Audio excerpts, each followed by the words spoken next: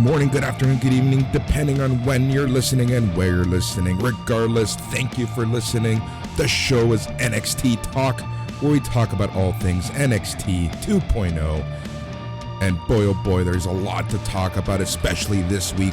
We may have seen the final appearance of not one, but two mainstays from NXT 1.0. We're seeing pushes for new wrestlers. We're seeing weird vignettes. And we're seeing some crossover with the main roster. We're going to be talking about all that and more. And as always, I'm your host. I'm Boris. And I'm joined by Matt. Bonjour! How's everybody doing out there? We hope you're doing well. Boris, it's a cool, snowy Toronto morning here as we record. I gotta ask you, buddy, as a Cali boy, you must not be a snow fan. You must not be a winter man. Or am I stereotyping? Or you're stereotyping 100%. Believe it or not, I actually like the winter a little more in the grand scheme of things.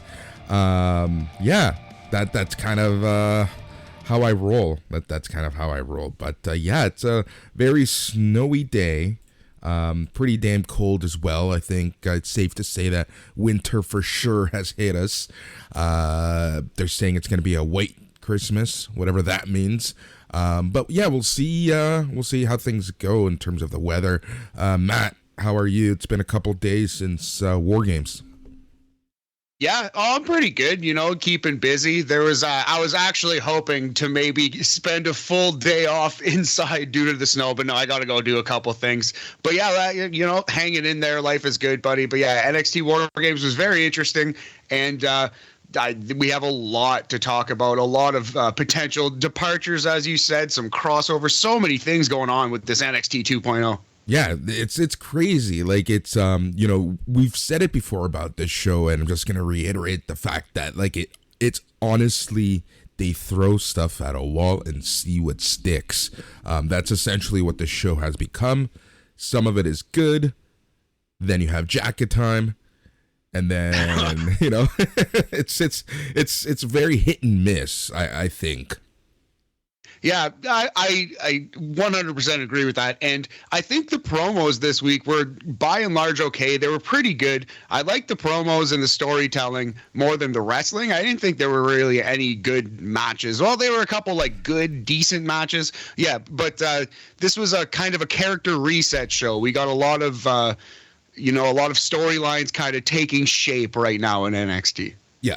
What's going to be interesting is that, it's safe to say that a lot of the old guard, the black and gold guard, were kind of coaching some of the new guard 2.0 guys through matches, through stories, through a lot, right? Through the presentation of the first few months of NXT 2.0. What's interesting, though, is now I think we're going to start seeing more 2.0/2.0 matchups, and I'm going to be super interested to see how they, how well they do, not only in ring, but with promo work and then all that fun stuff. Absolutely. Well, even next week we're having Tony D'Angelo versus Andre Chase. I guess they're kind of leaning Tony to be a babyface here a little bit, because Andre Chase is huge heel. Although the lines are clearly blurred, Boris, and heels wrestle heels, babyface wrestles babyface. We might not even actually have a clear heel babyface divide at all anymore. Except for one person. Who's that? Grayson Waller. Oh, yes. Yeah, Grayson Waller is 100% boomy bad guy. Yeah. Yeah, and this show definitely told that tale. But, I guess Von Wagner, too, is a pretty strong heel. But, yeah, there are shades of gray up and down the card. Yeah, exactly. And then that's, we've talked about this in the past. We talked about this on Sunday, that, who's a face, who's a heel. I don't know whether it's WWE, NXT doing this on purpose, or just because of the character resets, right? Like, they've kind of started 2.0, and then we got to the War Games build-up where they wanted all the 2.0 guys to be heels, and now, because War Games is over, we have this reset, so to speak, as you said, and it's, now I think we're going to start seeing a new definition of faces and heels, or I could be absolutely wrong, and the powers that be are just happy with this 51 shades of gray Yeah, I think part of it too is listening to the crowd actually, and kind of just basing it off that. Like Tony D'Angelo is getting over. People are like enjoying his work. He's getting cheered. So why not make him a babyface for a week or two and see how it goes? Like have him wrestle an Andre Chase, who is as stereotypical a heel as they have in terms of character, and see if he can get more cheers and see what you have there. You might as well. That's what developmental is about, is experimenting. So it's not necessarily a bad thing, but it does make for strange watching, when we're following the show week to week. It's like, oh, now LA Knight's a babyface randomly. Oh, now Boa is possessed. Okay. Exactly. It's very hard, like, to keep up, especially as we say, it's constantly changing, constantly evolving. So it's like, sure, this, like you said, especially LA Knight, it's just so weird to have him as a face. He should never be a face. That's one of the few people who, like, I just can't see being a face. But hey, sure, why not? Let's go with it. Let's see how it goes. And it's crazy to think, because I agree with you that they are listening to the crowd, but to me it's absolutely insane that they're actually doing that, because it's like the most anti-WWE thing you can possibly do, and that's listen to the crowd. It's not really, if they're building for Vince McMahon's WWE, it's not really Vince McMahon's MO. So we'll see how that works. But yeah, no, I think in this stage they have to do it, and I'm glad they are. It kind of seems like that's how these things are playing out. Exactly. All right, man. I think we have a lot to cover, a lot to chat about. So we might as well get right into business. But before we do that, we have one small item to take care of, and that is our rating du jour, because as the Young Guns, we're done with star ratings. We like to have a rating du jour. We like to rate each match out of 5 something, and it changes up depending on theme, depending on really our mood. So on Sunday, during the War Games Aftercast, as I called it, which is available on all the feeds, we rated each match out of 5 Johnny Garganos. I think because we most likely have seen Kyle O'Reilly for the last time on NXT, it is only fair and right to rate each match out of 5 Kyle O'Reillys. Yes, 5 cool guy Kyles out of 5, Boris, for the great Kyle O'Reilly. It is possible. It sure kind of seemed like they wrote him off out of this show, the way it kind of played out. There was a line in a promo, too, that was like, well, Kyle's not going to be here anymore. So it was like, oh, really? He's not? Anyway, so if this is the end, Kyle O'Reilly has done incredible work in NXT, and let's rate matches out of 5 O'Reillys, 5 cool guy Kyles out of 5 this week. Awesome. All right, so the show opens up with a video package highlighting Sunday's War Games event, and then we're live from the Performance Center in Orlando, Florida, and it is Vic Joseph and Wade Barrett on commentary. So at least, for now, 2-man commentary team. Let's talk about this real quick before we move on. I liked it, and I think that they did a great job together. Absolutely. They have chemistry. They're both really good at the job. Vic Joseph has improved a lot, and Wade Barrett was always great, in my opinion. So, yeah, man, I really am glad they're sticking with the 2-man booth. Commentary booths are so overcrowded in wrestling these days. 3- and 4-man booths on every show. Yeah, just keep it simple, stupid. The old KISS rule, Boris, Yep. And they're keeping it simple. And, they're sounding less stupid. Yeah, exactly. Especially when, the competition has like 5-6-man booths at any given time. That's a little overkill. So having a 2-man booth is honestly a breath of fresh air, a sigh of relief, to say the least. All right, so let's get right into it. As the show did, the first match of the night was a steel cage match. Von Wagner, Von SmackDown, Von Forehead, Von Beverly versus Kyle O'Reilly.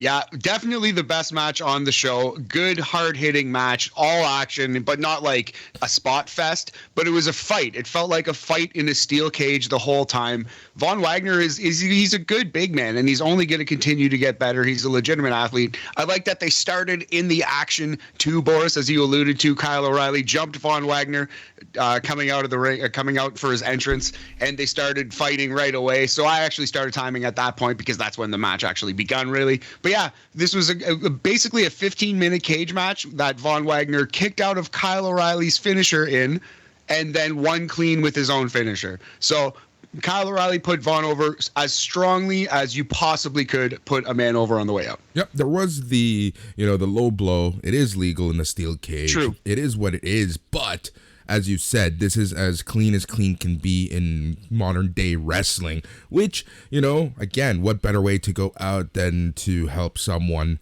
put someone over. Now, talking about Von Wagner, he's not the best wrestler. He's far from it. In fact, he's had some pretty shitty performances, but I think that if he focuses on the moveset that he used yesterday, he's going to be okay in WWE. Everything he did seemed to work. Everything he did looked okay.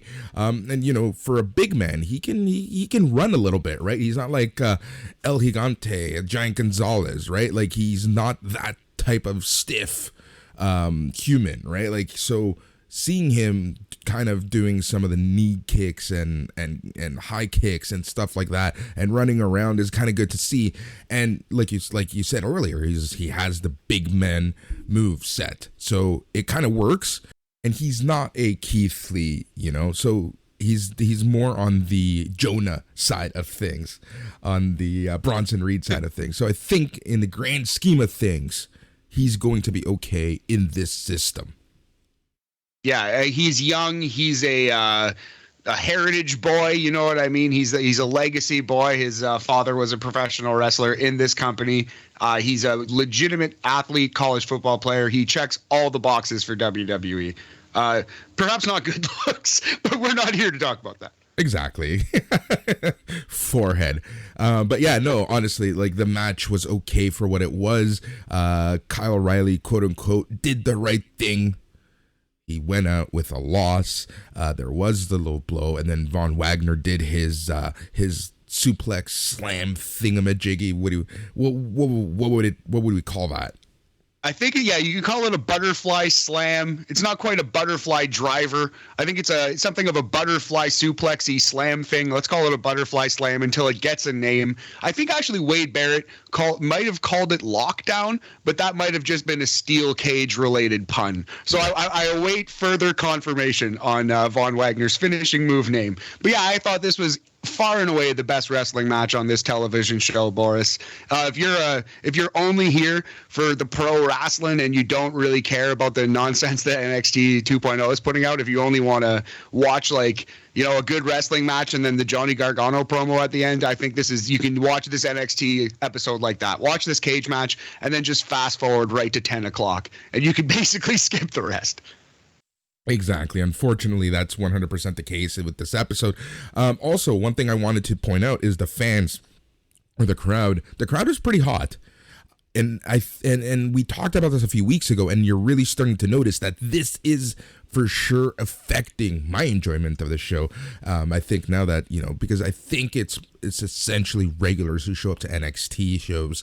Now that, we kind of know the characters a little more, I think they're starting to react a little more, which in turn gives us a better product on TV, which is part of our pillars as we, rate our matches. Yeah, absolutely, man. The friends and family of Izzy really bringing it on this show. I really enjoyed the Nextras, the NXT faithful. Yeah, they are helping the product a lot, man. I can't argue that. That's it's a strong point. It's one of the few things that are keeping this show going. Yeah, exactly. I think it's time to rate this match if we haven't already. Yes, no, I don't think we did. Yeah, we're going to go 3.5 cool guy Kyles. Boris, it's a 70% Extreme Canadian Championship Wrestling title for Kyle O'Reilly in his final NXT match, probably. Yep. Yeah, so Wagner makes his exit as the referee checks on O'Reilly. Wagner then comes back, takes O'Reilly to the top turnbuckle, as the fans and the extras are really starting to boo. Wagner turns O'Reilly upside down from the turnbuckle and taunts him. Wagner then slams the cage door on O'Reilly's face while he's hung upside down, and again the fans are going pretty, they're booing as much as they can. Officials are out trying to get Wagner to leave. He comes back over to the cage door once more time and smashes it on O'Reilly as the fans continue to yell, "You still suck." Yeah, so the hanging upside down spot was pretty good. Although I actually really liked it. I thought that was very clever. Although I do have to say that I was watching NXT with my roommate, who's a very casual wrestling fan. He kind of just watches when I do, and he was like, "Well, that's clearly fake. Like he's inside the door. It can't even hit him." So the casual fan may have noted that, but I thought it was pretty clever. You know, wrestling is fake after all. But yeah, I really like this angle at the end. They put Von Wagner over. Huge, big bad guy energy here. Yep, exactly. You know, it's kind of funny that the two defined heels out of this show are the people who took out the legends of the black and gold, the Uncle H brand. That is funny that they're still like they're acknowledging that the crowd wants the black and gold in a way by doing that. But it's clever, it's smart because the fans are going to hate them. So again, lean into it. Exactly. All right, so after this, we see Johnny Gargano's emotional speech post-War Games where he promises to explain everything on tonight's show. Vic says Gargano will address his NXT future later. So the build-up, the suspense is for sure starting to build at that point. We see Braun Breaker walking backstage as we head to commercial. After that, Joe Gacy is backstage somewhere with Harlan standing right behind him. Gacy says the outcome of the War Games match with the NXT Cruiserweight Champion Roderick Strong was not as important as their bigger vision because what they did is more important than the title. He says they ended years of division, broke down barriers, and he's currently working on changing the name of a show that promotes such exclusivity, apparently WWE 205 Live. He goes on about how Harlan has dealt with discrimination and has been misjudged his whole life, but people don't consider the size of his heart. Gacy says he accepts Harlan, and next week he will make his official in-ring debut, and it's only a matter of time before everyone accepts Harlan also. Harlan places his hand on Gacy's shoulder, and Gacy says, "Together we can change the world." Yeah, well, we'll see about that. But I think it's probably time to change the name of 205 Live because it's no longer cruiserweights who are wrestling on that. It's everyone. So if they're going to, I don't know, if Joe Gacy's going to get storyline credit for changing that, that might be an interesting angle. That's fine. I actually really like this for one reason, Boris. They put spooky music behind this promo to indicate that this man is a heel, yes. Which is like, they put a fine point on it, which they've needed to do for a long time. Although I will say, if you put happy music behind this exact verbiage, it would probably come off 100% different. And actually, if someone out there wants to whip that up, because I refuse to put in the time and effort on this Joe Gacy promo to do that, but I think that'd be really funny. Anyway, you can also put the Benny Hill music and get the same outcome. Well, it makes anything look ridiculous. That's that's true. It would be hilarious. All right, out comes Braun Breaker with 2 Ks to a massive pop. Fans chant Breaker with 2 Ks.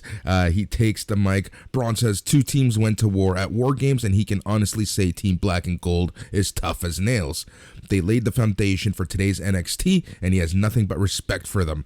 Braun says he and NXT champion Tommaso Ciampa are 1-1, as Ciampa beat him at Halloween Havoc, and he beat Ciampa at War Games. Breaker issues a challenge for the title one more time. Now, here's something that I didn't see coming. Diamond Mine comes out. Malcolm Bivens, Hatchiman, the Creed brothers, and Ivy now, but no sign of Roderick Strong. Thankfully, Malcolm Bivens has the mic, and he says before the Creed brothers come out to destroy Briggs and Jensen, he wanted to come out and congratulate Breaker. He says Braun is the real deal, but not the only one who had a strong night at War Games. He says Strong has wiped the Cruiserweight division clean, and now the weight limit has been lifted, so he's looking for more. Braun tells Bivens to get to the point where he throws his ass in the front row. Bivens says the Creed won't let that happen. Bivens says Braun forgot to acknowledge how Strong gave Team Black and Gold in the blueprint to laying the foundation that he mentioned earlier. Bivens says Strong now has his sights set on Breaker. Breaker asks where Strong is. He doesn't see him. Bivens says, don't worry about it because Strong will return next week and he will destroy Breakker. Bivens asks if Braun accepts the challenge. Braun accepts and he says he doesn't care who he has to run through to get back to Ciampa. Braun drops the mic, steps through all of Diamond Mine, saying he will see them next week. Yeah, I really thought this was pretty good. I liked Malcolm Bivens calling him LeBron. That was pretty interesting. He is after all the phenom. He is the number one pick. So yeah, that was pretty fun. Calling Braun LeBron. I would like LeBron Breakker or LeBron Chance would be pretty fun. Braun Breakker he's not Shakespeare in there with the microphone, but he gets his point across in a pretty good, entertaining way. He feels like a wrestler when he speaks. He's a Steiner. He has Steiner vibes. So nothing wrong with this. And man, am I ever excited for Roderick Strong versus Braun Breakker. Roddy's been doing the giant killer gimmick, and he's going to run into a giant that he cannot kill.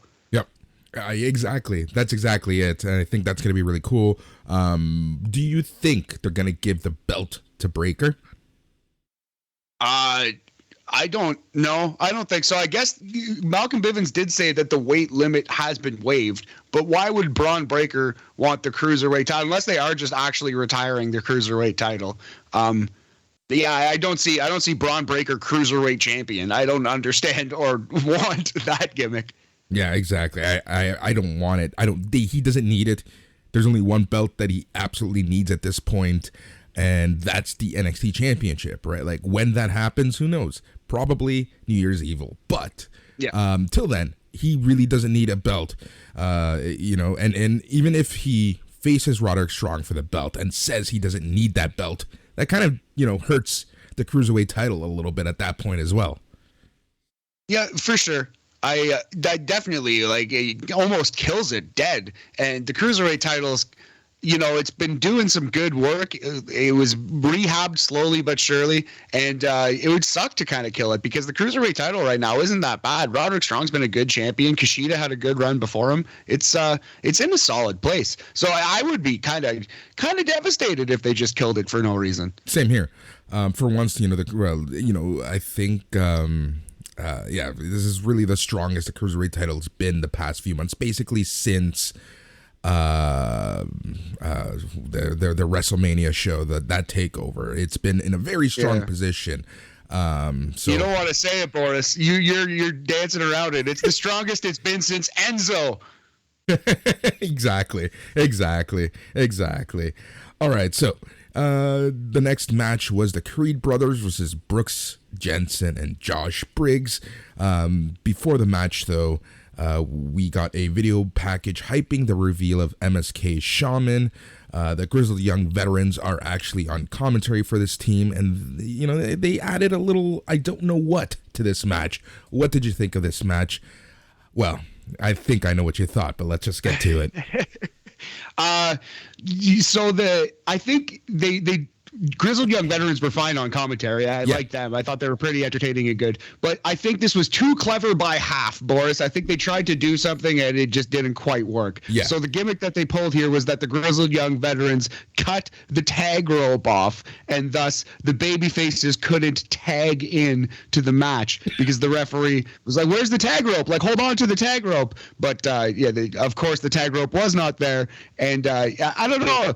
I didn't see that. You know what I mean? Shouldn't they be disqualified right away? Shouldn't the match be thrown out? Shouldn't the ref be smart enough to say, "Oh, well, the tag rope's not there. You can still tag into the match"? I don't know. Either. If you actually think about it for 5 seconds, it was pretty dumb. But they pulled the old double swerve. It actually ended up with the baby faces coming out on top, and the Grizzled Young Veterans stumble over their own feet again, and they don't quite pull off their wacky scheme. Yeah. So. That's you said the magic phrase there. If you think about this for more than 5 seconds, clearly, my friend, no one actually sat down and thought about this. And sometimes this is the logic that gets to me about wrestling. It's like, they plan something and it sounds good in your head. And when you tell someone that first time, and then they're going to go with it, right? But if you actually sit down and think it logically, think of it as if this were a sports show. does this make sense? I think it's that latter question that they really need to ask themselves a little more. And this is all of wrestling now. Like, this isn't just this spot. This happens so often in any promotion. And it just looks really stupid. Everyone looks really stupid. Grizzled Young Veterans looked really stupid. Even Jensen and Briggs looked really stupid. The ref looked really stupid. And I felt really stupid watching this. Oh man, I understand 1,000,000% that. Yeah, man, I definitely think the grizzled young veterans. The thing is, they were losing all the time anyway, so it's not like they're worse off. They at least have characters now, but they weren't idiots when they were losing. So I don't know, man. I don't know if I like this grizzled young veteran thing anymore. The promos backstage are fun though. That's exactly it. The idea of the grizzled young veterans kind of being these scammers is fantastic, but the fact that everyone keeps one-upping them, the fact that none of their scams work, I think is more of a detriment to what little character they were given. And because they were jobbing out left, right, and center, now it just looks dumb. Now they just look stupid. Now they just don't fit in, right? Like, why am I supposed to care about any of their match? You know, they're really turning into the Finn Balor of NXT, where you know, they want to make these people sound good and they want to make them sound legit, but they're essentially jobbers. Yeah, I mean, and they have the ridiculous, goofy character on top of being jobbers, which is usually a death sentence. So we'll see how it works out, but I'm worried. I'm a little worried for the GYV. But yeah, if we had to put a rating on this match, I would say typical WWE fare. We're going to go 2.5. It's a Mendoza line. It's 50% NWA Canadian Junior Heavyweight Championship percentage on this one, Boris. Yeah. Can we talk about the fact that it was the Creed brothers that got the L in this match? Yes, they've lost a lot recently, right? Haven't they? Yes. At least they pinned Brutus and not Julius, but Julius has been pinned before as well. So, yeah, I would like to take umbrage with that as well. The Creed brothers are better than Brooks and Jensen. They are Brooks and Briggs. They should have won this match clean in the middle of the ring with multiple finishers. Exactly. Like, this is ridiculous. Anyways, whatever. This is NXT. It's developmental. I gotta keep reminding myself that as I watch this show, it's developmental. It's developmental. It's developmental. Yes. Anyways, after the match, grizzled young veterans are disappointed. The Creed brothers are seething at them. Jensen and Briggs make their exit while they're celebrating. After this, the hardest working reporter in all of professional wrestling, Mackenzie Mitchell, is backstage with Von Wagner. She mentions how they're waiting for a medical update on Kyle O'Reilly. Von asks, what did we think would happen? Vaughn says War Games is over, Kyle is over, but his War Games have just begun. Vaughn walks off, Robert Stone walks up, but Mackenzie Mitchell sends it back to the Vic and Wade Barrett. I thought that was funny. The one Robert Stone appearance on the evening. But yeah, Von Wagner said the line, Kyle O'Reilly is over. And he didn't mean like popular with the crowd. He meant Kyle O'Reilly is never showing up here again. That's what he said. I don't know if it's true, but that might be more evidence that this is the end for KOR. Yeah, so I love that little appearance by Robert Stone. Honestly, I'm shocked that he's still a part of NXT. And not NXT, WWE. Yeah, and not that he's bad, but just like they've cut a lot of people. And Robert Stone surviving the cuts, Boris. He's hanging on. He's a Kenny Williams-like cockroach, but in a good way. In a good way. Unlike Dana Brooke, who somehow still has a job. Who is a cockroach, perhaps in a bad way. Jesus Christ. All right, so we are promised that we're going to be seeing the new Duke Hudson. We get back from commercial. Zion Quinn is backstage warming up. He sends a warning to Santos Escobar. Pfft, moron. We go back to the ring. Out comes Duke Hudson with a really bad-looking blonde wig on. He's trying to pull his best Kurt Angle impression throughout this. Duke says if the last 48 hours have taught him anything, is that you should not believe everything you read on the internet. He's seen articles saying Cameron Grimes shaved him bald at War Games, but here he is with a head full of hair. He says maybe Grimes shaved a little bit off, but he fixed it, and now here he is. Hudson goes on ripping into War Games, or into Grimes, but the music interrupts, and out comes the man, Cameron Grimes, to a pretty large pop. Grimes comes out, man, looking good, looking handsome, crowd behind him. He's getting catchphrases over, cuts yet another good promo. Why is this man in NXT? I'm glad we get to watch him every week. In a way, I hope he never leaves, but he should be the Intercontinental Champion. He should be on Raw every week, saving that program. Yeah, 100%. Like, he is just so good, and he's like, no matter what shit they give him, he's able to honestly polish it off and turn it into something good. Yeah, routinely he's become, and I remember at the very start of this podcast, I didn't really like Cameron Grimes. I didn't really get the character, but routinely he's become our single favorite thing on 2.0. Every week almost. Yep. We love us some Cameron Grimes, and it's because he's great. He's just a professional. He gives it his all and turns chicken shit to chicken salad on a weekly basis, like you said. Yep, exactly. Grimes says he knew Duke would come out and do this, but he didn't expect this. We all saw how Grimes shaved Hudson bald at War Games, but here he is denying it. Grimes says Duke put him through a table, cut his hair, and even embarrassed him, but Grimes came out and stood here face to face like a man, but that's because he can't change the way he is, but Duke can't handle losing. They have words, and Grimes offers to have a no-holds-barred match. Duke accepts the challenge. They start brawling, but Duke retreats to the floor.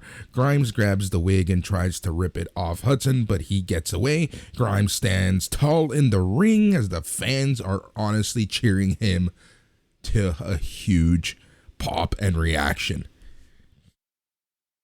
To high heaven, Cameron Grimes, possibly the most popular man on this brand right now, Boris. Well, yeah, this was good, and we're getting no holds barred next week, homie. It's a pretty good show next week on paper. On paper, yeah. I think with Gargano at the very least taking a leave of absence, with Kyle O'Reilly most likely out of NXT, I think Cameron Grimes is safely the most over person in NXT now. It's he or Ciampa, I think, and like Braun Breaker might be third, but in terms of like legacy over with the fans, like they love this guy. I think it's Cameron Grimes, man. I think it's Cameron Grimes number one. Yeah. So Josh Briggs and Brooks Jensen are backstage celebrating. My God. Like, this pains me, man. Kushida and Ike Manjiro walk in, congratulate them. The grizzled young veterans show up and take credit for Briggs and Jensen's win. They have words until Caden Carter and Casey Catanzaro walk by, and they say a win is a win, and they have 2 extra Contra tickets for whoever wants them. Briggs and Jensen volunteer themselves to take them. They leave right behind Carter and Catanzaro. A brawl breaks out between Jacket Time and the grizzled young veterans. Yep, it sure did. Now, as this brawl is happening,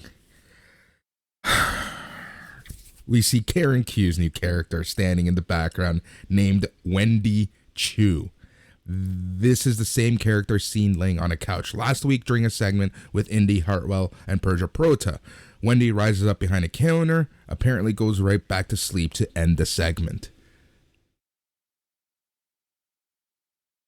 Wendy Lu Chu, who's no more than 2. Just her gimmick is she's tired. Yep. That's a new one, Boris. This is, I'm going to say my one F word of the episode. So kiddies, earmuffs. This is fucking stupid.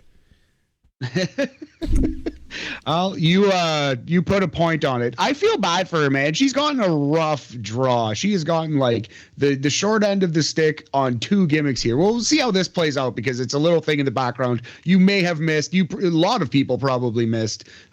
So they haven't really given her a full out character yet. But we're off to a rough start yet again with Wendy Chu. This is ridiculous. You know what worries me the most is the fact that she's. And I hope this is a one-off, and I hope I'm reading into this too much, and it just scares me that she showed up right after Jacket Time, because I swear to God, if she ends up like partnering with them in any shape, way, or form, I'm gonna lose my shit. Oh man, you might be onto something though. Like they were in the same segment. They were in the same segment here, buddy. Yeah. Let's hope not. Let's hope not. All right, then we are back in the ring. Out comes NXT North American Champion Carmelo Hayes with Trick Williams for this non-title match.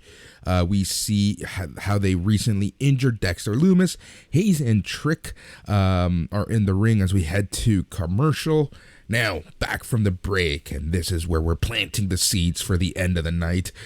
Grayson Waller is backstage talking with indie star Tasha Price, asking what she's doing later. Price says she already has something going on, but Waller asks what could be more important. She's already hanging out with someone, apparently, my friend. Waller says he was in the War Games main event, so couldn't she put this other person back? Waller asks, who could it be, like a moron? She then points to LA Knight, who is leaning against his red sports car. Knight taunts Waller while opening the pantry side door for Price. Knight drives off with Price as Waller is pretty pissed off and apparently has something up his sleeve for payback later tonight. So two things about this one. They hit him with the old Goodwill Hunting. How do you like them apples jokes? Yes. LA Knight said, hey, you're all about likes and views. How do you like this view? Which was pretty bad. Not the best line I've ever heard. But you know what? Good effort. Good effort for the Goodwill Hunting joke. Secondly, I want to see a wrestler go, how did you know it wasn't me? I'm 6 feet beside you. Like when Grayson Waller's like, who could you possibly be dating? And then it pans 6 feet to his right with LA Knight. I want him to just be leaning against his car like, well, obviously it's me. Like, who did you think it was? Like, You know what I mean? Like, just once I want to see a wrestler react like that. But again, this goes back to what I said earlier. Like, on paper, as a presentation type of thing, it works, right? But when you think about this logically, it's so stupid. What are we watching weekly, my friend? What do we put ourselves through?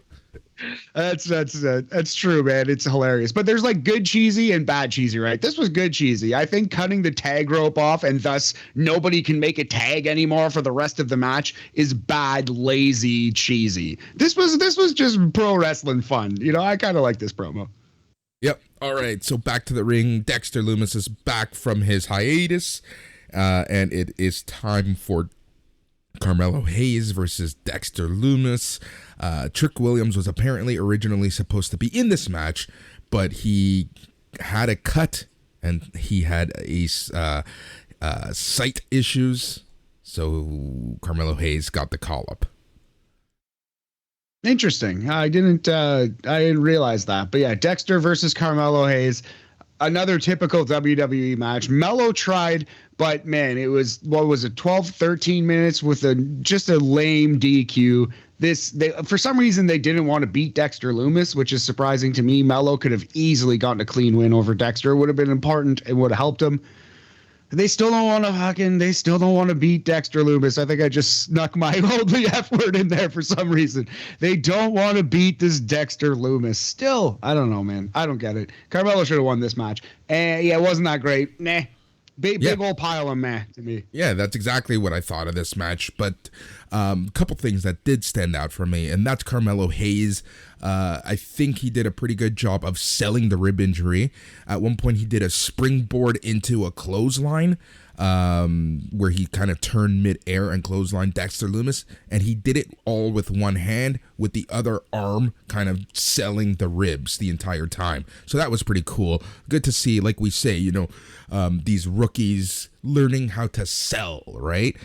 So that was something that I for sure caught. And I gotta say, all things considered, Carmelo Hayes, man, he knows what he's doing in there now. Oh, Melo's a great wrestler. He really is. He's very, very good. They're lucky to have him. I can understand why they're pushing him hard. He seems like a hard worker, and he's working against a variety of opponents and having halfway decent matches in this case. But great matches with the Pete Dunnes and the Johnny Garganos. So, yeah, Melo is definitely figuring it out. Yeah, exactly. So again, there's very lame DQ. Dexter Lumis ends up winning. After the match, Lumis grabs Trick from the ring and applies the silence as the referee tries to separate them. Hayes makes the save and decks Lumis to get Trick free. Lumis is in the ring as his music hits.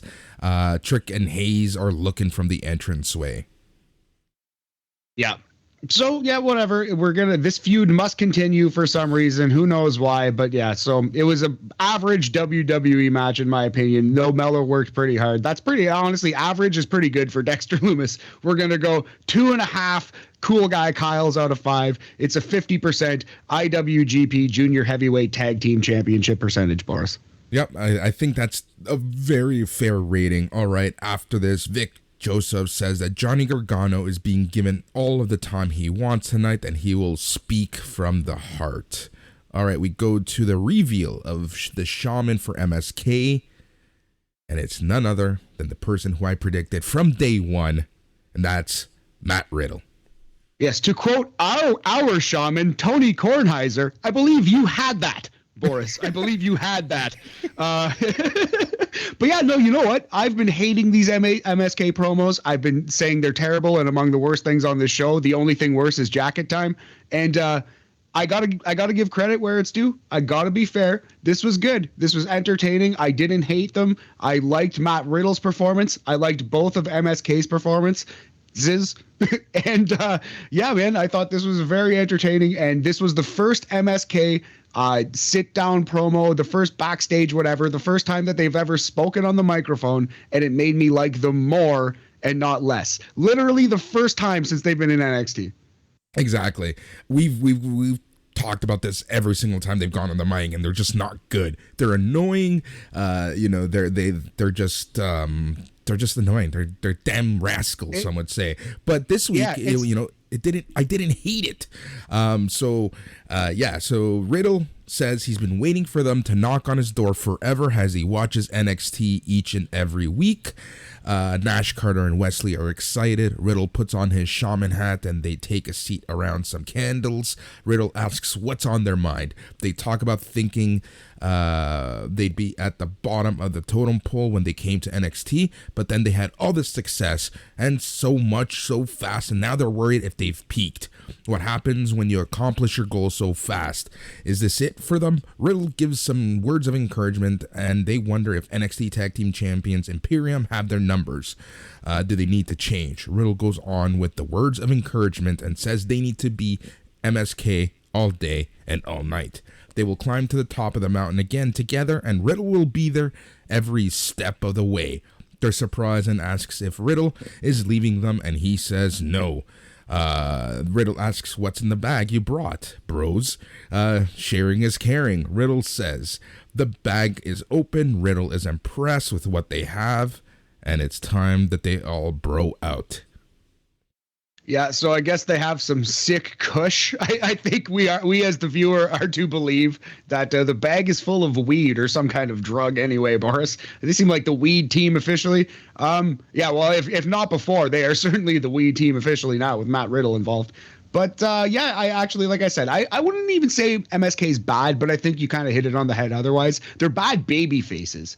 They're just kind of heels. Although this was the first time, like I said, that I didn't hate them after the promo. So thumbs up. Got to give credit where it's due. Good MSK promo this week. Yeah, exactly. That's the very least we can ask for. Good? Yeah, it was good. Okay, we'll give them good this week.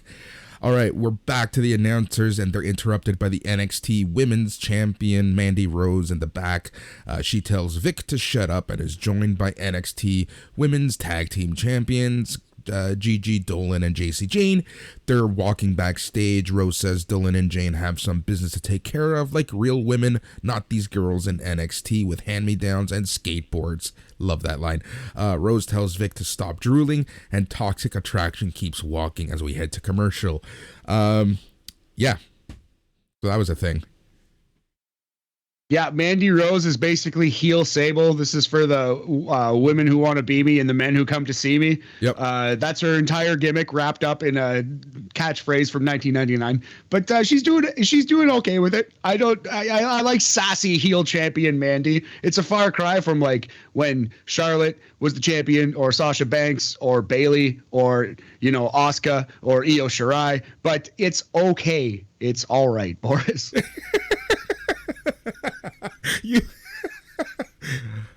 This is people laughed. People have sent me messages. Someone even posted on my Facebook post, like on my personal page, that they laughed at how we say we've lowered the bar when we watch NXT. And the fact that you just named some of them, like, you know, some mainstays in WWE TV for females. And then we're like, well, here we are with Mandy Rose now. But again, you got to give credit where it's due, and there was nothing wrong with that little 2-minute promo. She's doing a good job in her given role. But boy, oh boy, the bar has been lowered deep beneath the earth, Boris. Yeah. All right. Persia Perota and Indy Hartwell are backstage. Persia asks if Indy knew if Dexter Lumis would be at War Games. Indy says she didn't, but she's glad to see he's back. Persia's also glad because now Indy can focus and get back on track, and they can do what they wanted to do since they came from Australia as a tag team. Persia talks about finally getting here from Australia after the world opened back up, but as soon as she got here, everything was all about the wedding and the engagement and Dexter Lumis. Persia needs Indy's focus at 100%, focused on their team, focused on winning, and focused on winning the NXT Women's Tag Team titles. And to do that, she needs to leave the love at home. Indy says she's committed to Lumis, but she's also committed to this team. Dexter walks up, Indy jumps in his arms. Johnny Gargano also walks in and says he's happy to see the family back together. And Persia is not too happy about this at all. Yeah, so this was the first really big hint that we're going to get a heel turn. We're going to get it soon, and it's going to be Persia turning heel on Indy. That's definitely the direction we have started heading in. We're down that path officially. I like Johnny Gargano coming out. He got the big pop when he showed up on camera. You know, that was fun. I didn't think we were going to see too much of Johnny before the actual promo. I thought they were going to save it, but it was actually nice to get that little tease and the last little bit of way continuity. Yeah, exactly. All right, back to the ring, and Valentina Feroz and Yulisa Leon are waiting for this non-title match. Out comes Toxic Attraction. And yeah, it's time for a non-title match. Gigi Dolan and JC Jane versus Valentina Feroz and Yulisa Leon. Whew, this match. I want to shout out Chris Aiken at Lariat Rope on Twitter, I believe. He does the NXT reviews for Wrestling Observer website. And I often, though I have my own notes, I often like to load up someone else's notes as well to just kind of get an opposing perspective and see if I missed anything or whatever, you know what I mean? And so I just thought it's really, really funny because the first thing he said was this match went much too long. And this match went like 3.5 minutes. Yeah. So if he thought this match went way too long, that kind of tells you everything you need to know about this match. It was a squash match, but I think it was pretty low on the squash scale. It was below average superstars match. I think Valentina and Yulisa are better than Gigi and JC. I want to see them get a push. Yeah. I don't know. Thing is, I've seen Gigi Dolan, Priscilla Kelly have some good matches in the indie scene. I don't know what it is about NXT, whether it's the system, whether it's the tag team partner, whether it's her opponents. She's just not clicking. She's just not clicking right now. I don't know exactly what it is. I can't quite put my finger on it, but I can't argue your point at all. 1,000,000% agree. I don't know. Yeah, she's missing something. She's missing something at this moment. Yeah, she's missing something. I don't know what it is. And you can even tell, and we talked about this about her promos, right? She sounds nervous when she's delivering lines. I don't know what it is, but you know what? She's got people backing her. She's the tag team champ. She's on TV every week. She's featured. She's doing what she's doing. So, power to her. All right, so Toxic Attraction wins after a super kick to Feroz. After the match, Mandy Rose enters the ring, takes the mic. She says this is how it's done, and here they stand, even after War Games, as the baddest bitches in town, still with all the gold. Rose knows everyone wants a shot at them. Everyone is talking about them, and honestly, she can't blame them, because when you're this damn good, it's expected. Rose says they are not running from anyone, so if there's anyone who wants the opportunity, please bring it on. Whether it's Little Cora Jade or Io Shirai or Raquel Gonzalez, Toxic Attraction will be waiting, as they are still the attraction. Alright, some music hits, and it's Cora Jade with her shoulder in a sling. That must feel so good. Cora Jade thanks Mandy Rose for talking about her again. Jade reminds Rose how she beat her 2 weeks ago. Rose says she got lucky. Jade also points at the War Games win and figured she'd come out and see if Rose wants to finish this face to face.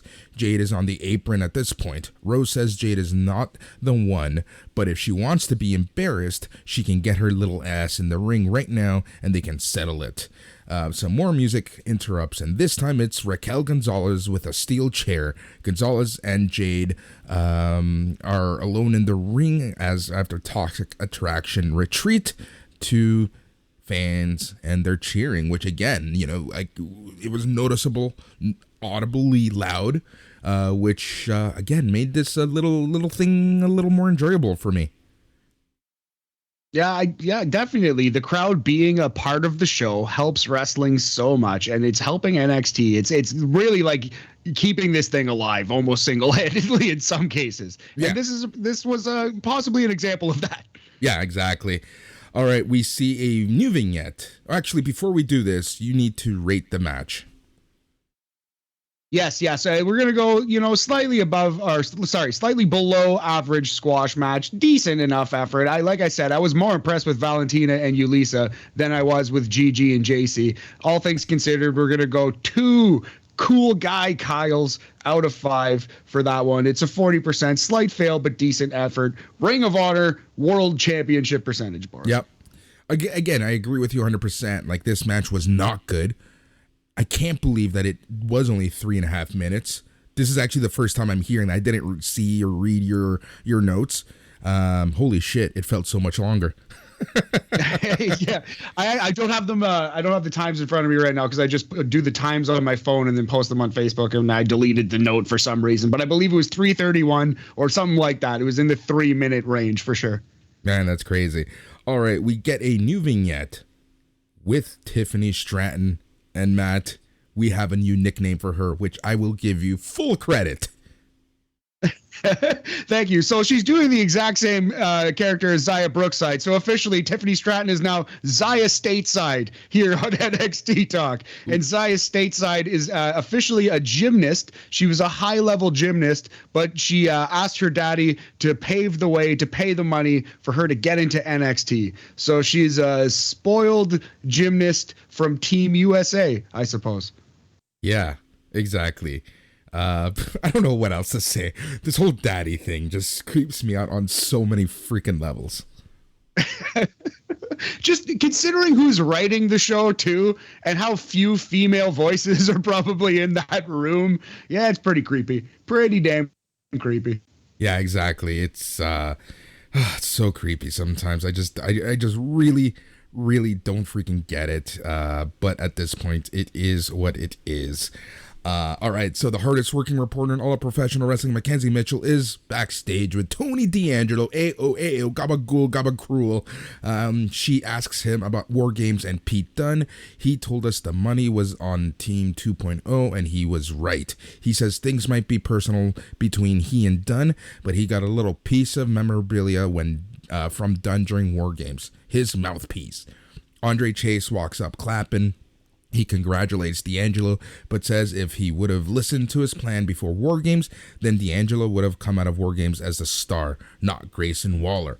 D'Angelo threatens Chase and tells him to meet him in the ring next week. D'Angelo walks off to deal with some appointments, while Chase is running his mouth, but they cut the segment on him mid-promo. I thought that was funny, cutting Andre Chase off at the start of his whole Andre Chase University diatribe. Tony D'Angelo makes me laugh every week. I love his Petey Poppins nickname. The fact that he stole Pete Dunne's mouth guard, or he has it as a keepsake, is going to lead into future matches between those two, I'm sure. And Pete Dunne has a lot of irons in the fire. He has a future match against Carmelo for that title, I'm sure he's entitled to, because he beat Melo. And now he's got this Tony D'Angelo beef. So if he doesn't end up at the bottom of the river with cement shoes, he might be seeing a lot more Pete Dunne on this here show in the coming weeks. And by that, you mean released. Yeah, yes, by that I mean on AEW Dark. Exactly. Oh my God. All right. So it was the main event match of the night. We got back to the ring. Out comes Legado del Fantasma, Santos Escobar with Elektra Lopez, Joaquin Wilde, and Raul Mendoza. Back from the break, Cora Jade is backstage with Raquel Gonzalez, thanking her for making the save earlier in the ring with Toxic Attraction. Jade said things have been crazy around here, and if she gets a title shot, she could become the next NXT Women's Champion. Gonzalez tells her to slow down, because if anyone deserves to face Mandy Rose next, it's her. Jade says, but she's never been champion, and it would be crazy if she won. Just imagine. Gonzalez laughs and tells her they've had a rough night. It's time to relax. Kaylee Ray walks up with her baseball bat, putting on her best Sting impression. She hands the bat to Jade, says Jade might need it more than her after War Games. Trust her. Jade says, okay, but what will Ray use? Ray says she has plenty to use. Don't worry. KLR then walks off. We go back to the ring. Out comes Zion Quinn. Santos Escobar and Quinn are staring each other down as the match starts. But let's talk about this promo. What did you think of this promo, Matt? I didn't think too much of it. Cora Jade's okay, you know. It's good that she's getting more microphone time, because she needs to work on that as well. But I believe her character as, like, you know, Gen Z skateboard chick. Kind of, it's working. I think it's working. I like that Kaylee Ray gave her a baseball bat, because it's probably a more effective weapon than a skateboard. And yeah, it was fine. I do wonder what Kaylee Ray's character is, where she's going to fit into NXT, if she's going to be here very long. But yeah, I like what they're doing with Cora a lot. I'm a Cora Jade fan, despite your constant negativity. It's just reality, my friend. All right, so Santos Escobar versus Zion Quinn. I like this match. Absolutely shocked at the result, to be 100% honest, but I'm assuming this isn't the end of the line, so why not give the win to Santos Escobar and the heel? Yeah, exactly. If they're going to keep the feud going, the heel's got to win once or twice. So I like this a lot. I was very shocked at the winner, like you said. Like, I did not see this coming. I thought it was going to be a strong, almost squashy match. I didn't see this being the main event of the show either, which, I mean, theoretically it was. I guess, like, in reality, the main event was Johnny Gargano's promo. But this was the final match. This was the main event of this episode. Zion Quinn's first main event, and he loses to Santos Escobar. You couldn't call it clean, and we should talk about the Elektra Lopez angle thing that happened at the end. All right, so Elektra Lopez puts brass knuckles on Quinn's hand. Quinn realizes this and has words with the referee. Quinn knocks Wilde off the apron with the brass knuckles. Quinn turns around to a stiff strike from Escobar, then the Phantom Driver in the middle of the ring, and that's how Santos Escobar won. After the match, Escobar is celebrating with Elektra Lopez. However, Escobar looks at Lopez, raises her arm, and she nods at him. So there was a little bit of a, like, you are on our side, right?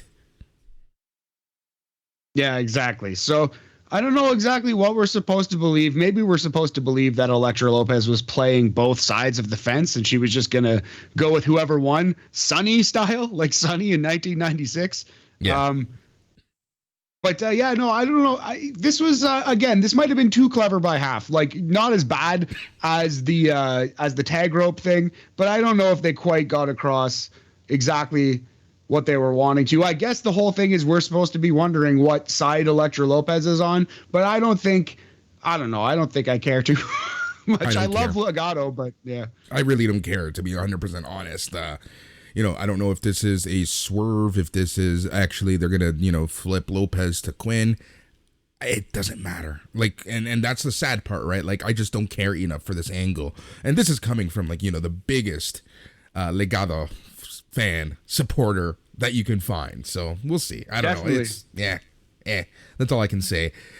All right, so Diamond Mine is in the parking lot with a cameraman, TMZ styles. Malcolm Bivens talks about how NXT Cruiserweight Champion Roddy Strong will defeat Braun Breaker with 2 Ks next week. NXT North American Champion Carmelo Hayes and Trick Williams show up. Hayes says if you are talking about champions, you have to talk about him. Bivens mentions the weight limit being scrapped and says Strong has beaten Odyssey Jones and Joe Gacy and will beat Breaker with 2 Ks next week. Hayes says he knows all about Strong, but Strong is not the A champion of NXT. Hayes and Trick walk off after talking some more trash. Bivens wonders why everyone is so damn disrespectful around here. So maybe Braun Breaker beats Roddy, and then Roddy and Mello have like a unification match, and that's how they get rid of the Cruiserweight title. And maybe it's a ladder match. It doesn't have to be, but Mello beats Roddy and quietly retires the Cruiserweight title. I have a feeling that's what's going to happen, to be honest. I don't see any other way out of this. There's no other reason why they would put champion and champion together unless they plan on retiring one of the belts or creating a new belt or whatever they plan to do. Yeah, I definitely just don't see the logic of doing it unless you're right, unless they're gonna unify these titles or get rid of one or whatever. So I think that's, and just historically in WWE, we've seen that happen. We've seen the Intercontinental title go, the European title go, the Hardcore title go, all in one stretch in 2002, actually. Yeah, it was like boom, boom, boom, right? It's crazy how fast all that happened, and here we are. Here we go again. All right, so Candice LeRae and her dog are backstage. Johnny Gargano walks up, kisses her, walks off. We go back to commercial. Back from the break, we see Boa backstage, sitting somewhere on his throne. He addresses Edris Enofi and says, "You don't understand the fire you've ignited." He goes on and says, impending doom awaits Enofi, and as quickly as Enofi came into NXT, he will take Enofi out of it. A mist blows over, and Boa is now sitting there in his face paint. He says, "Next week," and that ends this segment. So I got to tell you, I'm a little less excited for Boa versus Edris than I am for Roderick Strong versus Braun or Duke versus Cameron, no holds barred. But whatever, they're telling you what's going to be on the show next week. They're building future matches. Nothing wrong with that, Boris. And that's the thing, right? Like, we're trying to find the silver lining in all of this. And at the very least, they're building stories. They're building future matches. They're going week to week, and it's just not just some random hodgepodge of stuff at this point. There's some logic. Whether that logic is good or bad, I don't know. Typically no. But there is some good stuff, right? Like, but with every episode of NXT, you're gonna get the good and the bad. Unfortunately, Boa is usually on the bad side. Yeah, no fault of his own. It's just the character is terrible. But yes, I agree. They at least they're doing this much though. It's the bare minimum, and at least they're doing it. So I'm glad about that. Now you spoke about the. I love how we're celebrating and saying, "Well, they're doing the bare minimum. Good on you, WWE." Thumbs up. Again, the bar is like deep underground. It's really, really low right now. But you were just talking about the bad and the good of NXT. And coming up next was the good of NXT, Boris. I'm going to actually put my microphone on mute. I'm going to go refill my water and let you pontificate because I know you took a shitload of notes. I'll see you in 35 seconds, buddy. Love it. All right, so back in the ring. Out comes Johnny Gargano. The fans are chanting Johnny wrestling, and we cheer, and they're cheering him on. Gargano takes the mic and jokes about the USA Network and how he was told he has as much time as he wants. Fans are popping. Gargano says he loves the fans too. Everyone is chanting, "Please don't go." Gargano says this won't be his most eloquent promo. He talks about how he has one regret from the past 6 years, and that is he didn't enjoy everything more because he was always worried if this match or promo was good enough. He goes on about how the fans deserve the best. He recalls his first WWE tryout and how he was told he'd never be in NXT. He recalls how William Regal brought him back to Full Sail for a dark match to face Apollo Crews. And due to the fans chanting for him each week, they kept bringing him back. Gargano says this is all because of the fans. They chant Johnny Wrestling yet again. He goes on about how fans helped him live his dream, from championships to video games, and he cannot thank them enough. He says he's still the shy, chubby, 8-year-old wrestling fan, and he's doubted himself his whole entire life, including right now. But the only place he's felt confident and sure of himself is in the ring in front of fans. Gargano says he was asked for years why he's been in NXT for so long, and that's because he truly loves the place and believes in it. We love you chants break out. He then goes on about the NXT family, naming Triple H, Shawn Michaels, Steve Corino, Matt Bloom, Sarah Amato, Jeremy Borash, and many, many more. He says this is family and it will never change, and he knows change is scary, but sometimes it needs to happen. Fans now are chanting no. Gargano says the one message he wants to leave with the fans is that you will never fail if you bet on yourself. Gargano says he's not sure what his immediate future holds. It's up in the air still, and he may do some things here and there, but he knows one thing for sure. In February, he starts the most important job of his life, and that is becoming a dad. He goes on about talking about how this is the most important thing for him right now, and that's to worry about Candice LeRae, his son, and to show his son. And this is when Grayson Waller attacks him from behind, lays Gargano out with a steel chair. Waller is standing over Gargano, talking trash, sends him out of the ring, and holy crap, Matt, fans were chanting asshole the entire time at this point. Waller follows and talks more trash, wrapping the chair around Gargano's neck, spiking him into the steel ring steps. Waller clears the announce table, puts Gargano through it with a big power bomb. Waller tells the camera, if you want views, come to Grayson Waller. This is his. Waller kneels down to Gargano, talks more trash as the boos are getting louder and louder. Fans are chanting, piece of shit. Now he's standing over Gargano with this freaking grin. And that is how the show ends. Big heel heat for Grayson Waller, man. He actually got, this was a good angle to end the show. It was very, very heated. The Johnny Gargano promo was amazing. Actually, it was a bit brief. It went between 5 and 10 minutes, closer to 5 than 10. Yep. I think it was 6 or 7 minutes. It started right at 10 o'clock p.m. Eastern Standard Time, Boris. And the overrun was not long on this show. But boy, yeah, Grayson Waller is now the biggest heel in NXT. What a humongous push. And I really loved that they zoomed in really close on Gargano's face, and then you heard the crowd, they were gasping, and you knew that someone was in the ring. And I really thought it was going to be Tommaso Ciampa. I thought it was going to be Ciampa, and he was just gonna get that last. But I'm glad that they put it on a young guy instead. You might as well not give Ciampa that carrot. You might as well give it to a guy you're building up. Yeah. And they love Grayson Waller. They think they have something with his character, and he is firmly a bad guy, the biggest heel in NXT after this one. Right. Now, I think there was a lot of truth to this promo. I honestly believe that this leaves the door open for one of two outcomes. This is a perfect way for Gargano to just go into the night and do whatever he does. This is also a great way to set up him taking a leave of absence and eventually coming back. I truly do believe that he doesn't know what his future holds just yet, and he will focus on being a dad come February. I really do think that is the current plan for Johnny Wrestling right now.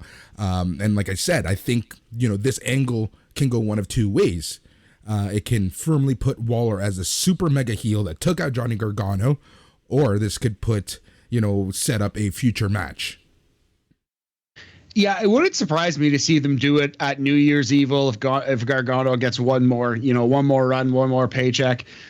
But man, I don't know. This is, like you said, it's a perfect way to write a character out. Like Johnny Gargano said goodbye from the bottom of his heart and then put a man over on the way out the door. Like, this is how it's meant to be done in pro wrestling. This is the absolute perfect best case scenario for leaving, in my opinion. So I hope Johnny Gargano follows his heart and does whatever is right for him and his family. But you can't go out on more of a high note than this. I almost hope this is the end in a way, you know? I want to see him in NXT selfishly because we cover this show. I want him on this brand. But, you know, if he's just gonna be sitting here losing to Grayson Waller anyway, go to AEW, go to New Japan, go wherever. Here's the thing, man. It's almost scary how over Johnny Gargano is. I don't know if this is just a byproduct of us paying so much attention to NXT, but he's for sure loved in NXT. But, you know, going on the internet, man, there was just so much talk about this guy. There was just, you know, so much hype around what his decision is going to be. And then he delivers this promo. You know, it really, like, you have such a natural face, such a natural superstar. And dare I say, I haven't seen this much emotion and love for a guy since Bryan Daniel. Yeah, absolutely. Brian Danielson, man, I 100% agree. And it just sucks that they're refusing to see that and letting these guys go. Adam Cole was another one, instantly a humongous star in AEW. They just don't see it because they don't fit. These two particular guys don't fit their cookie cutter mold that they have just decided, or not just decided, but, you know, once again decided that they have to adhere to. Like Vince McMahon always has his biases, right? But they've pushed Rey Mysterio, they've pushed Eddie Guerrero, they've pushed, dare I say, Chris Benoit, they pushed Bret Hart, they pushed Shawn Michaels. Adam Cole is smaller than those guys. Johnny Gargano is even smaller than Adam Cole, but that's the new era. It's the new style of guy. It's the same thing. They're just a little smaller, and I don't know. It just, yeah, it's absolutely absurd, but I do think WWE's loss will be the gain of the wrestling world. It will be the gain of New Japan. It will be the gain of AEW. I think he's leaving. You seem to think he's staying. I think he's leaving. I'm still convinced he's going to stay. And again, like, this is just like my gut feeling. Personally, I want him to leave. I think that he would be a huge star anywhere. But I truly do believe that he is staying. And I truly do believe that he hasn't made a full-on decision just yet. That's fair. I think that's, I don't think he's signed anywhere. I probably couldn't legally sign anywhere anyway, but I believe that he probably hasn't 100% committed in his mind. I don't think he's made his mind up. Yeah, exactly. So that's NXT. Matt, what did you think of the show overall before we move on to NXT UK? Weak on the wrestling side, but the opening match was good. Oh, I'm not sure if we actually put a pin on that final match, which I would rate 3 Boris Cool Guy Kyles out of 5. It's a 60% pro wrestling gorilla percentage, that final match, the Santos versus Zion Quinn. Anyway, so average to below average in the ring across the board, but you know, pretty solid show promo wise. Even MSK delivered on the microphone. So I actually enjoyed this program. I enjoyed this episode. I love that. Even MSK delivered. With that said, let's take a trip across to the other side of the pond.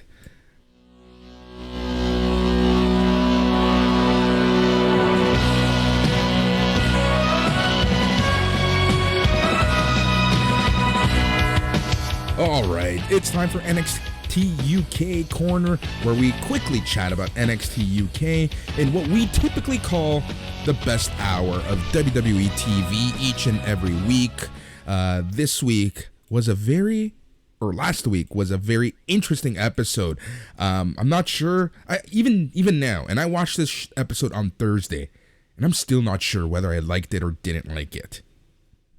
Oh, I really liked it, but I just felt so bad about the main event. I felt like this was just a storyline driven episode. The wrestling wasn't very strong, but they were saving it for the main event, and it was getting really good. And then an injury unfortunately ended it right where it stopped it dead in its tracks, really, like right as it was even picking up more and more. Yeah. So I did enjoy this episode. I think there's one huge storyline for us anyway, one huge storyline advancement that I can't wait to talk about. But I liked it. I probably liked it much more than you.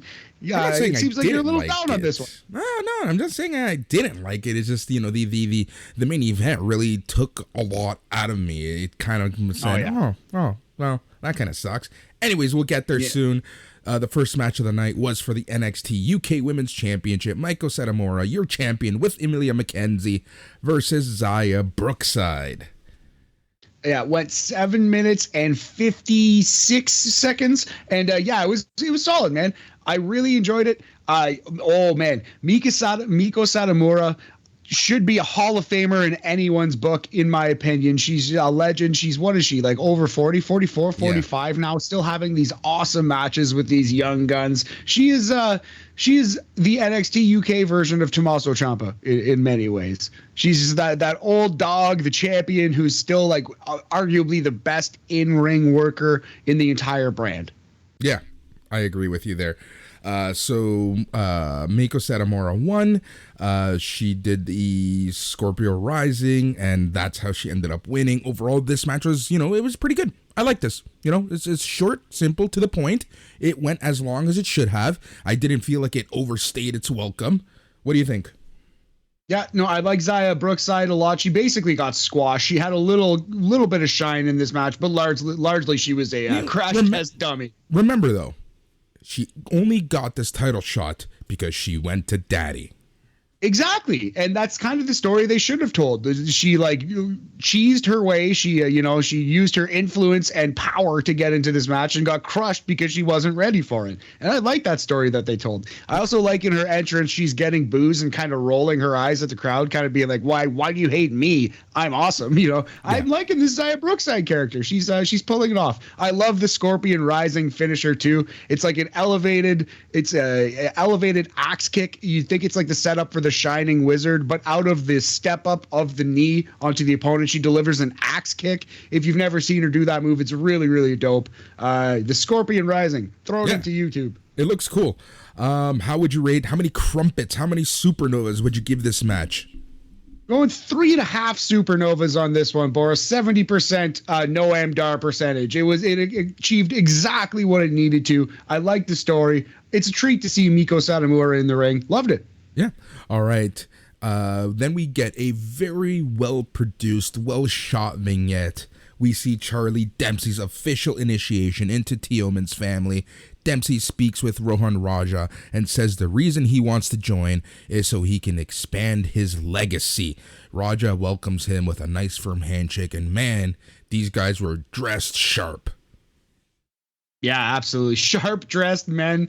And I think the name is officially Di Familia with the G in the middle, like Italian, like Di Familia, like the mafia. I think it's officially been named, not just the family. I think it is Di Familia. They now have a stable name, this group of Rohan, Charlie Dempsey, and Teoman. I thought this was really well done, man. This was like, if this was on Raw, this would have been the best vignette I'd seen on Raw in months. You know what I mean? Like, this was actually really well done and kind of intriguing. They're not James Gandolfini in terms of acting, but they did well. It wasn't so cheesy that you laughed at it. Pro wrestling acting. It was actually kind of good. Yeah, it was. And I think what really helped it was just the overall production of it. I think it was shot really well and it looked good. Like, it looked really professional. And I think that really helped the overall presentation. Like you said, while they're not, Shakespearean actors, they achieved what they needed to. The professional look and feel definitely made them seem probably better than they are in terms of the acting. All right, so in the back, Miko Satomura announces that she's going to be gone from NXT UK for a few weeks. She's heading back to Japan. Oof. Hopefully she can get back. Blair Davenport catches her and Emilia McKenzie during their interview. Davenport asks McKenzie how she's going to hold up once Satomura leaves. McKenzie isn't buying into Davenport's mind games. In fact, she agrees to a match with Davenport next week. Yeah, so if and when Satomura does get back, it's going to be Miko versus Blair Davenport, the former B. Priestley, and I think that's going to be your new NXT UK Women's Champion. If they have to do a tournament, it's going to be Blair Davenport who wins it. She's getting that belt next. I think it's pretty clear, and she's going to start mowing down friends of Miko, even though I guess Miko only has one friend, so she's going to start mowing down friend of Miko. Exactly. The next match was Saxon Huxley versus our boy Kenny Williams. Yes, the cockroach himself. I was disappointed in the ending of this match, but babyface is going to beat heel. Saxon Huxley is huge. Kenny Williams is kind of average pro wrestler size these days. Saxon Huxley is like tall enough to walk, do the top rope entrance, the Sid Vicious, Giant Gonzalez walk over the top rope entrance, the Kevin Nash. So, yeah, I guess I couldn't be too surprised. But, man, I hate to see Kenny Williams lose. We love this guy. He's so great. Especially the way that he did lose, right? Like, I hate this. Why are, we always talk about stupid faces, but I hate when the heel always falls for this, right? So in the middle of the match, Subculture's music hits, no one appears, and then Huxley does his violent slam to win the match. Yeah, the Violent Slam, which is a stand-up version of Evil's Darkness Falls, which is a move that we really like, but I think it's getting a little overused. I feel like I've said Darkness Falls like twice a week on these podcasts. But yeah, so it's a fireman's carry into like a power bomb thing that it usually goes in like fireman's carry into a Batista bomb, but this was more of like a fireman's carry into a spine buster, I guess. It's still a devastating looking move. Yep.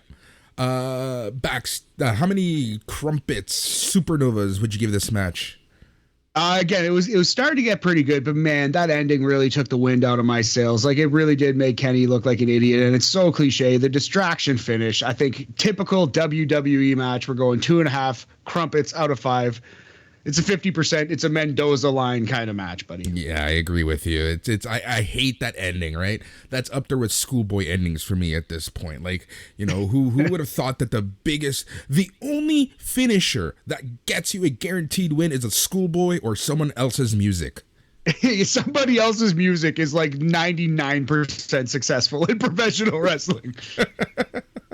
Oh, okay. So Shaw Samuels reveals a top 6 list of #1 contenders that he thinks his friend and current Heritage Cup champion Noam Dar can plow through. Sam Gradwell isn't happy to see his name on the bottom of the list. He issues a challenge to Samuels so he can move up in the rankings and prove he's Dar's toughest challenger yet.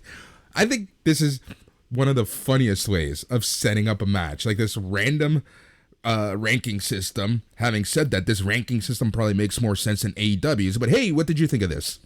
It's a drive-by bullet for AEW to take there.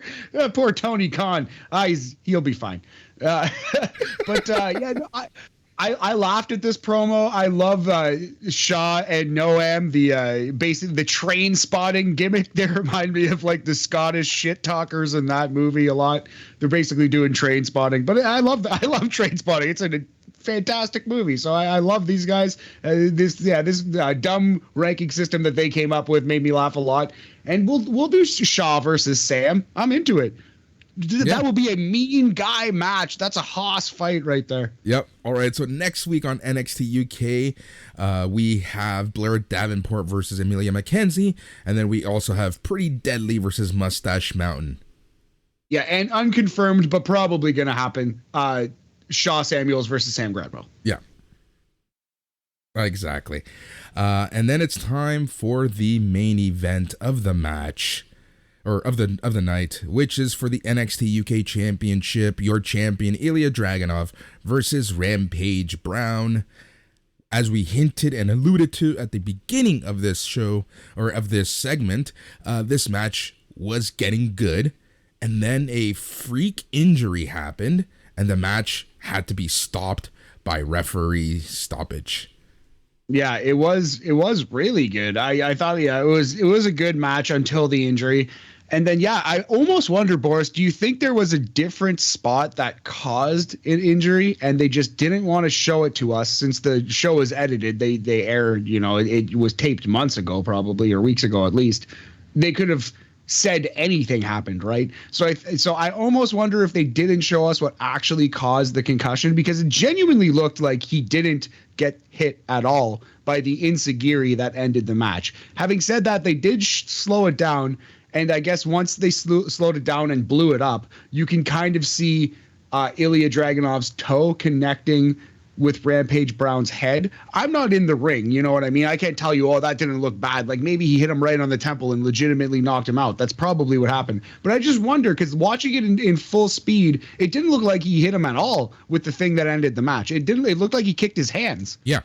It looked like you said, like his toes connected, but I don't know whether it was that or something else, but clearly they had to stop the match because I find this a very weird way to end this match.